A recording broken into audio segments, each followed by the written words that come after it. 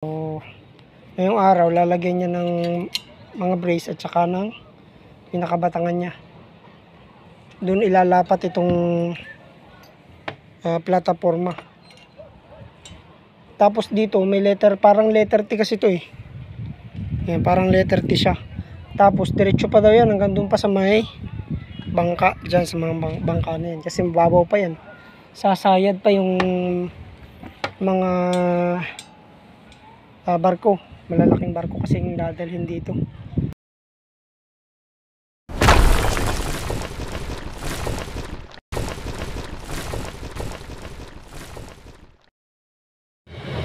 Ayan oh, mga kabakal, ilulubog na yung haligi. O ganyan lang magbaon ng haligi. Yung mga winelding namin yan na tubo.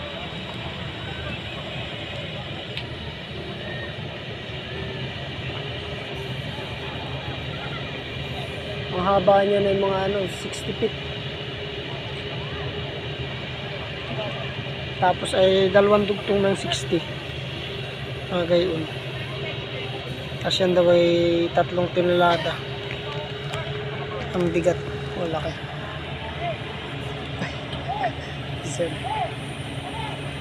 Hop. Hawak ka ta. Buwis buhay talaga to si Kuya Fernan eh. Buwis buhay yan, nadulay pa yan sa sa gayan. Delikado nga yan. Oo. Nalaglag nga yan dyan ay. Nagkangatay sumabit yung sa crane. Laglag siya sa tubig ay. Kami nag-harness pagka na dyan, gawa ng pag nalaglag ka kasama ng rad. Ako, yung positive ng welding machine eh, kuryente.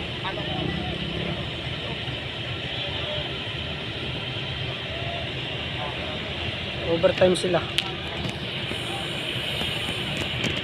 Uwi na kami, alas 5 na eh. Yun pala 12 piraso. 2, 4, 6, 8. 12 piraso pa.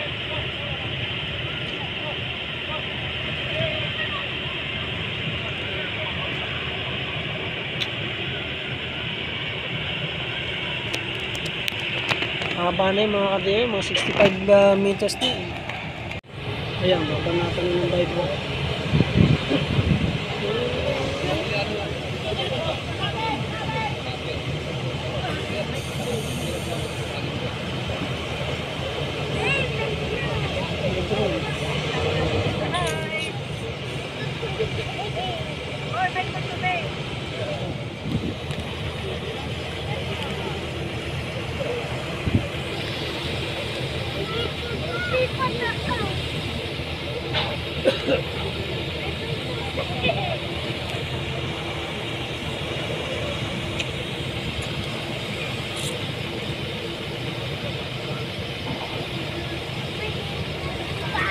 Yung pinakamahirap dyan mga kadewe, yung pagsiset up. Kasi check nila kung kiling yung tuwid yung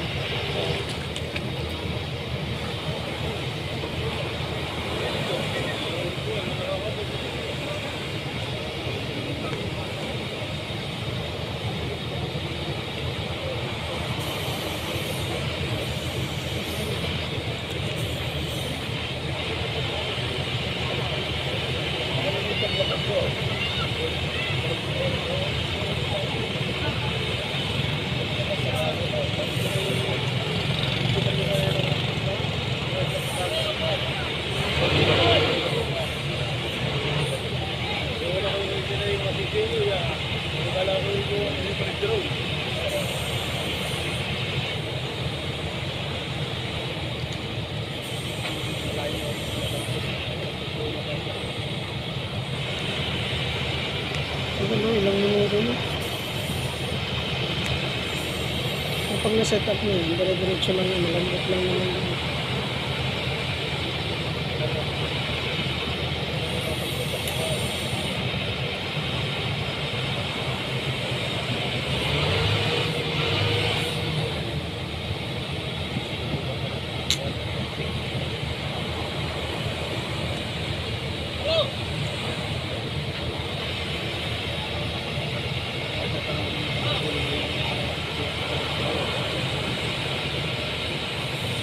napapanatan ng vibrator.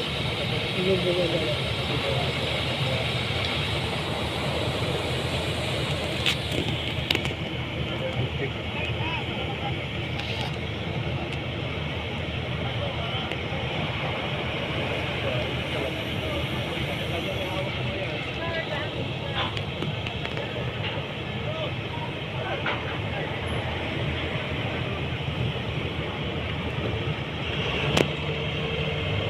Babayin na.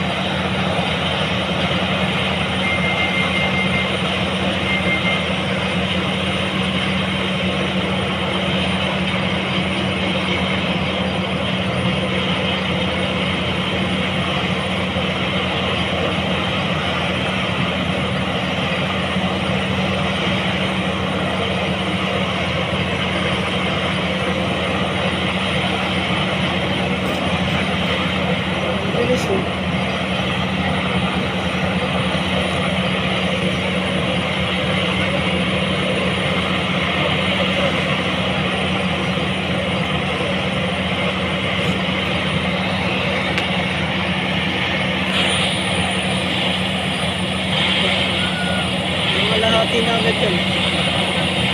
Mas lang ito.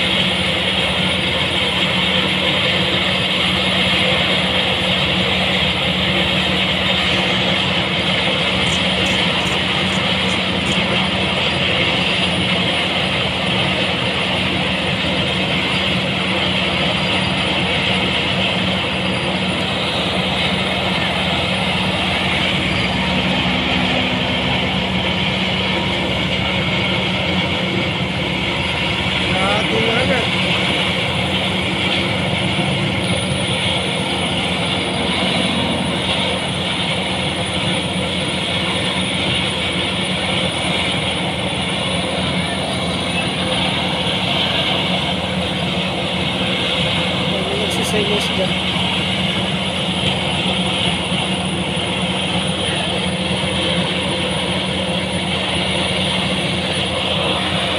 Maghapon ay nakabaon sila ng 2, 4, 6, 8 8 piraso.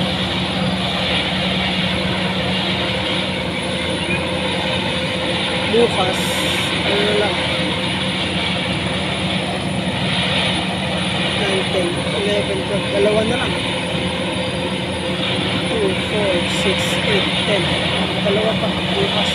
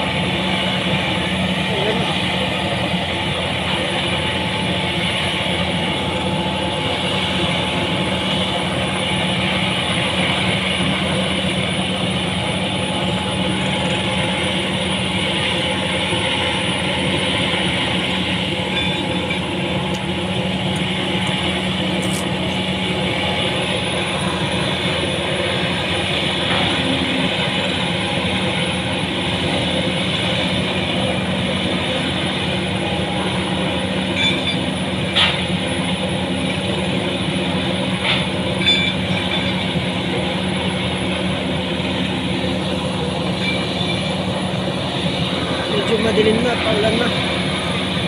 Kung matatapos na, makakawin na rin tayo.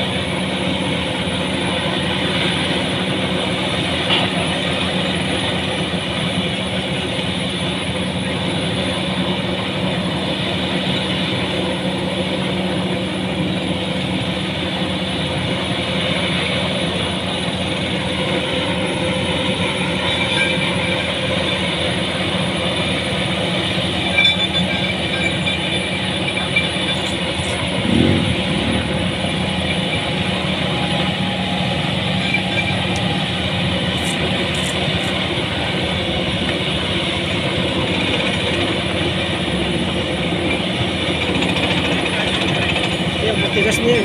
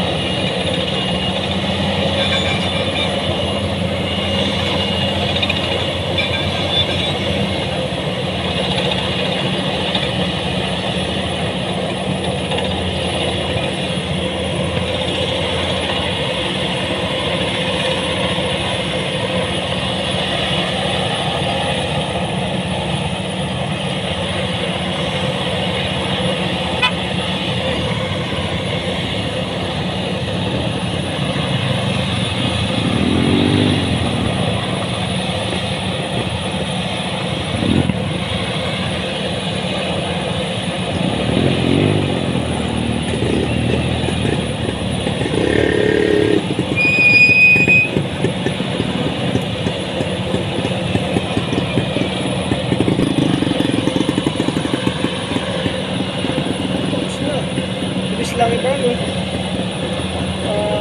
10 minutes lang, lubog na eh.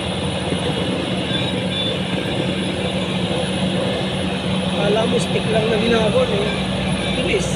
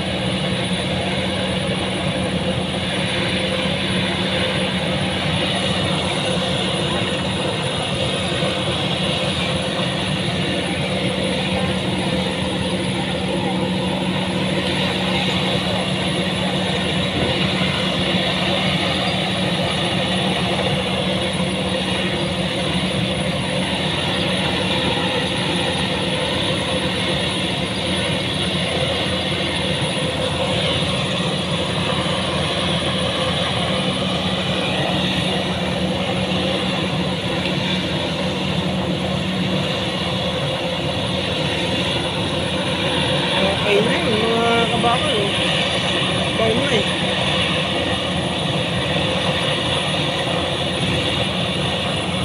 Uulan na.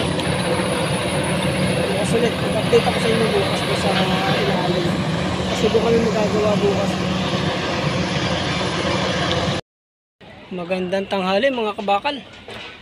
So, ngayong araw ay tuloy pa rin tayo. Mag-welding pa rin. Dito pa rin ako sa site.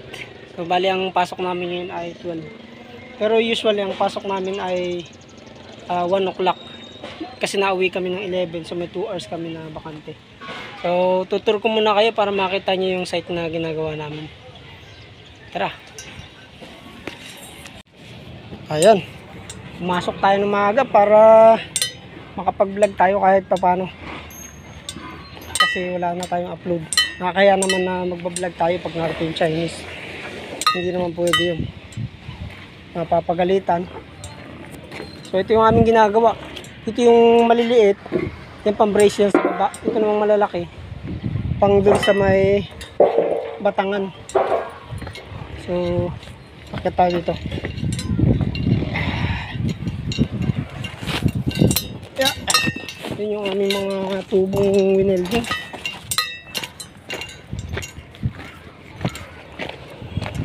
Yun, naubos na. Naibaw na lahat.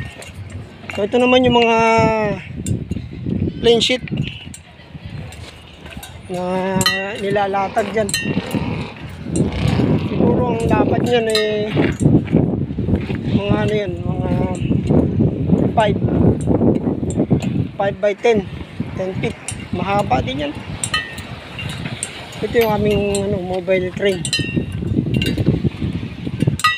na ginagamit. Doon na tayo magpahinga sa ilalim.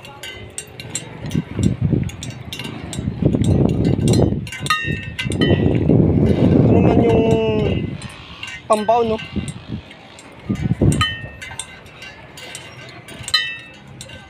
Vibro. At ito yung kanyang machine. So nakapagbaon na sila ng ano kahapon.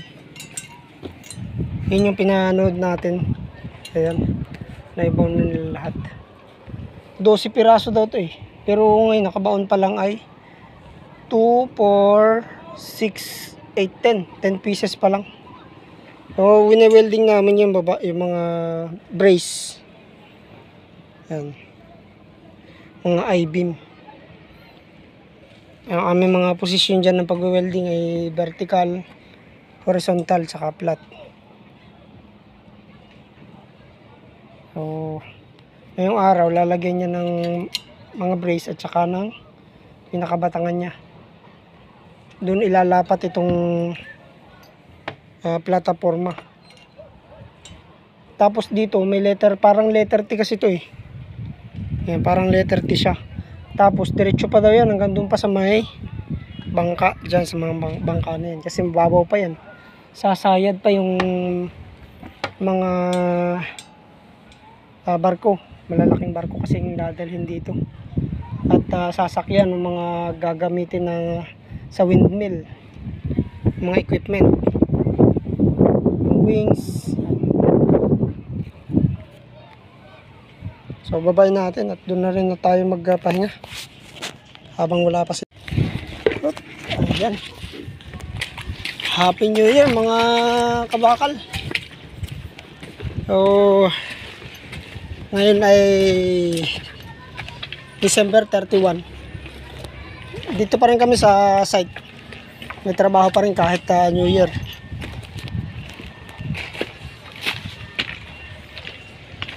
Ayun, ibabaon pa rin sila ng tubo. Nasa 24 pa daw na ganyan. Ibabaon. Kasama na yung malalaki. Patingnan natin doon sa dulo ng pier kung ano na ba yung natapos namin. Oh, shoutout nga pala sa aking mga kabatchmates sa TESDA sa St. Mark. Mas mataas ang ano nito, ang level kaysa doon sa pier na isaw, yung banda. Yun yung pier na maliit ng Dinahican. So ito mas malaki talaga to siya.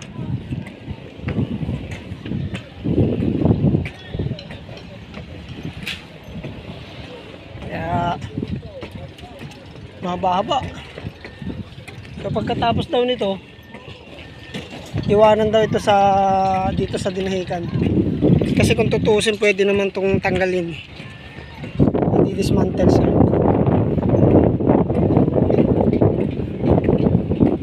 Ito pala iiwanan na lang dito sa mga taga dito sa amin. Grabe. Pagod. Sobrang pagod tong ganitong trabaho mga kadebay. Unsafe pa magpatrabaho yung Chinese. Talo nga kami kanina. Kasi hindi ko maabot yung isang plate. Pinapagawa niya ako ng plate dun sa dyan, sa may kanto na yan. Sabi ko hindi ko abot. Gusto niya banatan ko kahit hindi ko abot na kuryente na ako. Ako nabubuisit ay. Sinagot ko na at ako'y naiinis. Hindi pa pwedeng lagi silang tama. Unsafe nga eh. Pinapa-welding nga kami kahit naulan. Eh paano kung madisgrasyang isa sa amin, di tapos na ang maliligayang araw. Ayan, tuloy pa yan hanggang doon pa sa may bangka. So ganito nakalapad. Yung lapad na yung susundin na yung lapad. Andyan. Hanggang dito yun. Laki-laki na.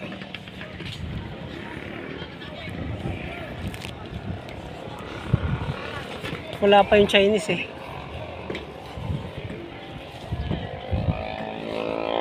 Ito yung vibro. Ito yung pangbaon. Yan o. Vibro. Yan naman yung machine niya.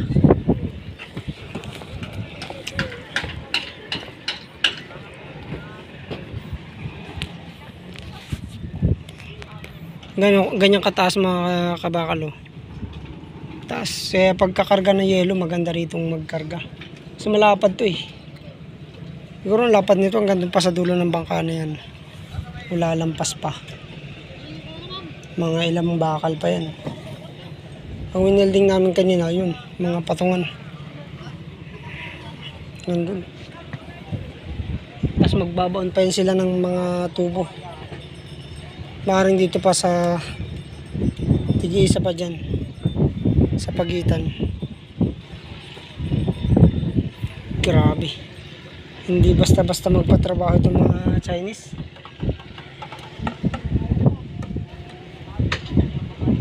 Gusto nila welding ng welding. Kahit unsafe na. Ito yung aming mga machine, no? Yan. Made in China rin yan. 400 amperes. Pero yung machine na yan, ay kahit maulanan, pinapaulanan lang yan ng mga Chinese eh.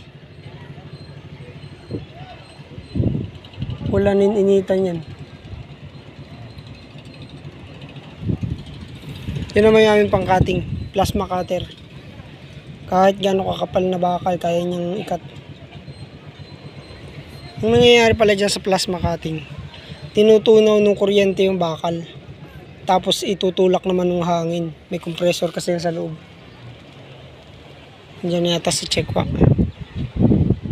So mamaya ulit tayo mag-vlog. At bawal mag-vlog dun eh. Pag na dyan, magagalit yun. Ayun, magandang araw sa inyo mga kabakal. Kabakal ulit tayo ngayon. At Happy New Year. So ngayon ay January 1.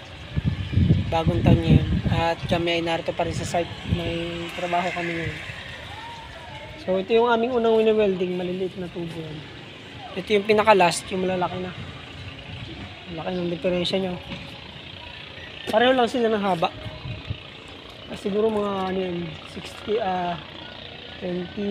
feet. Mga 60 feet yan siguro yung haba niya. Tapos pag dudugtongin din niya, ibabaon din. So, ipasyal ko ulit kayo dito sa aming ginagawa. At sa update ko na rin kayo. So, ito na yung update ng ating vlog dito sa ginagawang PR dito sa amin. So, ngayon ay January 1. Tulad ng sinabi ko kanina, January 1 ngayon. Tuloy pa rin ang aming trabaho. Walang pahinga to. So, nakapaglagay na kanina ng mga batangan. So, yung kahapon nakalubog pa lang yan, nakabaon pa lang yung mga haligi. So ngayon ay okay na. So ito yung ating update dun sa ating vlog ng nakaraan. So pagpasensyahan nyo ng mga kabakal yung ating vlog at gawa ng pasimple-simple lang ako mag video. Hindi ako makapag video ng diretso, gawa mapapagalitan tayo ng Chinese. Yung kahapon, yung video na nagawa ko kahapon ay yun, yung mga haligi nakabaon na. Nakalubog na yung mga haligi. Tapos maghapon nilagyan namin ng pinakabatangan. Yun yung mga task brace sa ilalim. Kaya nakikita nyo yung bakal dyan sa ikalawa. Yung mga brace yan. Yan. Tapos ngayong araw nalagyan na namin ito. Pinaka ano niya, patungan. Yan.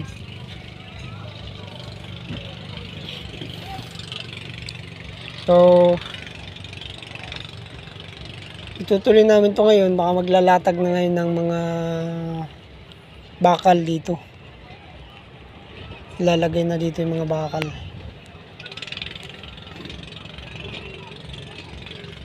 Para mailapat na yung plate. Diretso pa to. Ganda pa ito sa may bangka yan. Ano pa yan? Mga 20 pa na tubo. Mga ganyan, mga haligi. Nasa 20 pa mahaligi. Tapos yung malalaki, yun daw yung talian. Talian ng mga barko.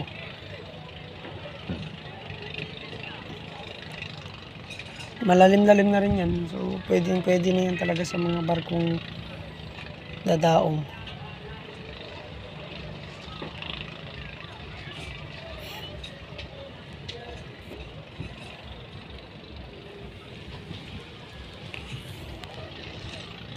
Ano lang yung mga stopper lang yun. Yung mga nakapatong lang yan dyan sa bakal na malaki. Dalawa doble ng bakal ng I-beam. Tapos nagawan lang yan ng stopper na letter U.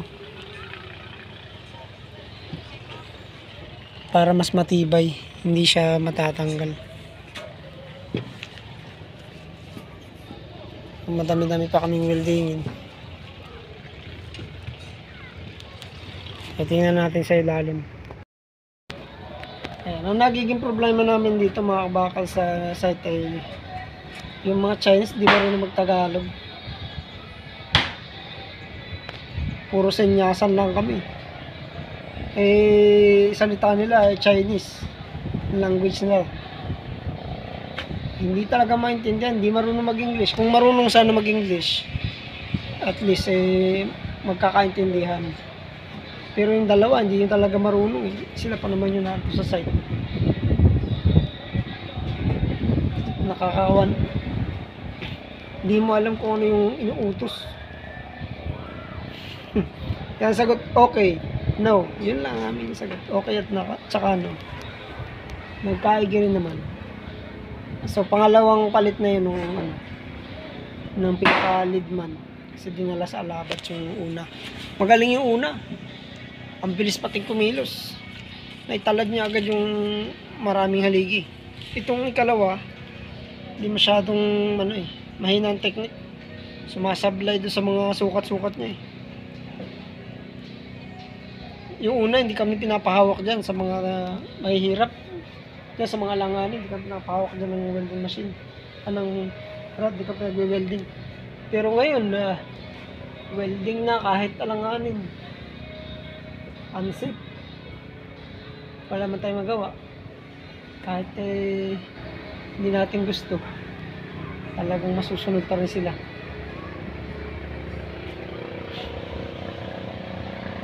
Ito naman pinaka niya, pinaka brace. Ayan, meron yung datig sa ibaba. Ayan o. Ibabaw yan. Yan, may mga datig yan dyan. Full weld dyan sa kabila. Ayun, sa kabila din, may full weld din yan. Para matibay, hindi siya gagalaw. Sa malalaking truck ang bataan dito. Kaya kailangan tibayan talaga.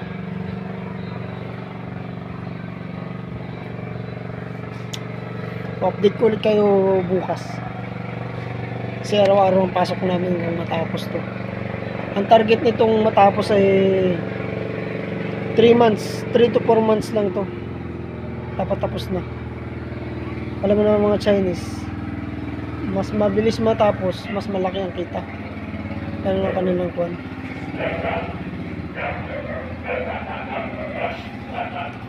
Ang kanilang kalakaran.